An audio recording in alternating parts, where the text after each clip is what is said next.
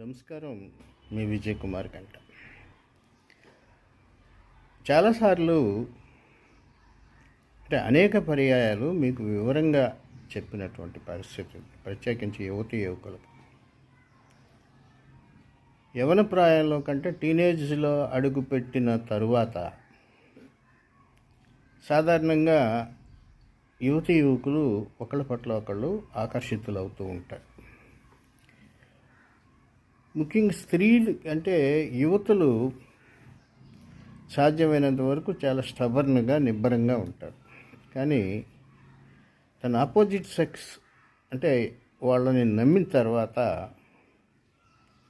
వాళ్ళు ఊరికే అంటే చాలా సెన్సిటివ్గా, సున్నితంగానే నా ఉద్దేశం. ఈ సున్నితంగా ఆలోచించి భవిష్యత్తు ఏమవుతుంది అనేది కూడా ఆలోచించుకోకుండా ఒక్కొక్కసారి అడ్వాన్స్ అయిపోతుంటారు. దీనికి కారణం ఏంటంటే ఆ టైంలో శారీరకంగా చోటు చేసుకునేటువంటి కొన్ని మార్పులు ఇతరత్ర కూడా అడ్వాన్స్ అవటానికి ప్రేరేపిస్తాయి.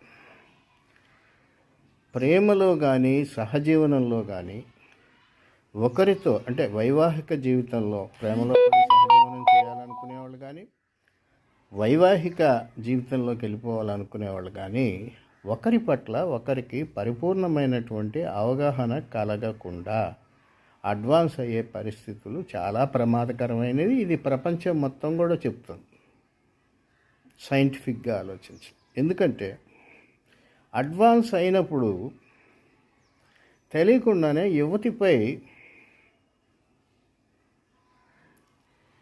అధికారాన్ని పొందినట్టుగా యువకుడు భావిస్తాడు. భావించిన తర్వాత ఆమె నవ్వినా ఎవరినైనా చూసి ఆవిడ ఎవరినైనా మాట్లాడినా వీడు ఒక రకమైనటువంటి ఉన్మాదానికి లోనవుతాడు. ఇక్కడ ఇంకొక లాజిక్ కూడా ఉంటుంది. సాధారణంగా యువతి తన భాగస్వామి కాబోతున్నవాడు అని నమ్మిన వాడిని దగ్గర